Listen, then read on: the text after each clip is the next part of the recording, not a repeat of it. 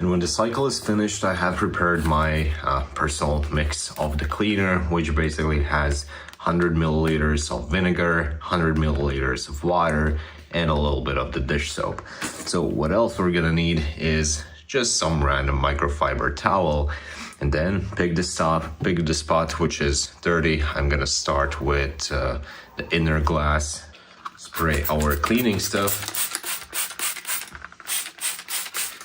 let it soak for a couple of minutes, and then it's just a matter of really taking and brushing all of this stuff off.